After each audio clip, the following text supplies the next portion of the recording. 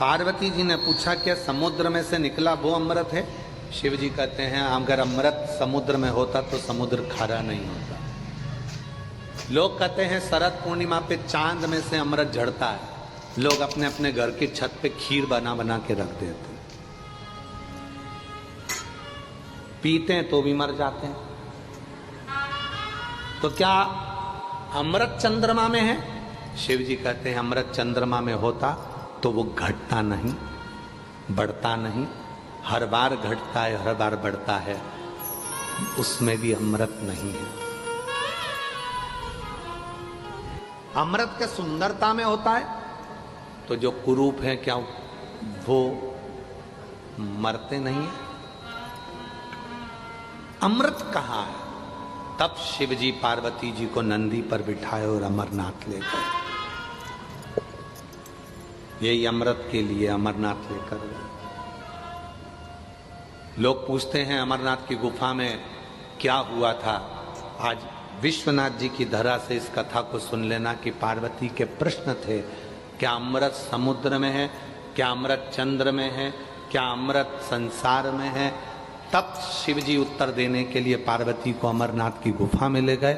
नंदी को बाहर छोड़ा, गंगा जी को बाहर छोड़ा, सर्प को बाहर छोड़ा, शिव जी अमरनाथ की गुफा में प्रवेश कर गए।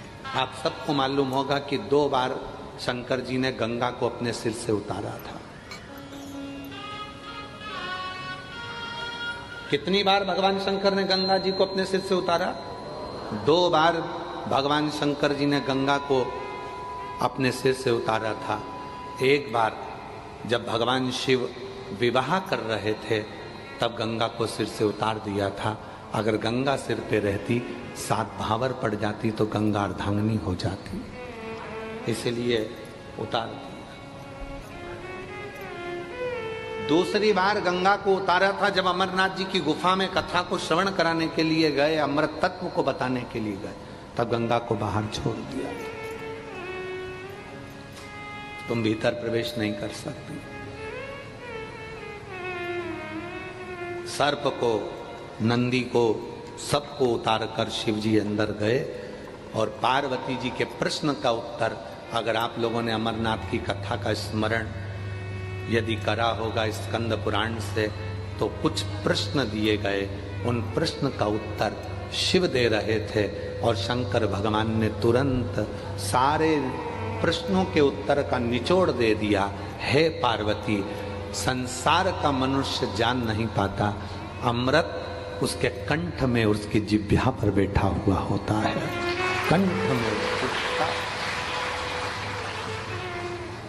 आप अपने कंठ से जब निंदा कर रहे हो, बुराई कर रहे हो, अपशब्द कर रहे हो, ताना दे रहे हो, गाली दे रहे हो, आड़ा टेढ़ा बोल रहे हो, तो तुम्हारे कंठ पर विष भरा पड़ा है। और जब आपके अंदर शिव तत्व होगा तो कोई निंदा भी करेगा, बुराई भी करेगा, गाली भी देगा, तो वो अमृत ही झड़ेगा, अमृत ही झड़ेगा। उसमें कुछ दूसरा झड़ना ही नहीं है।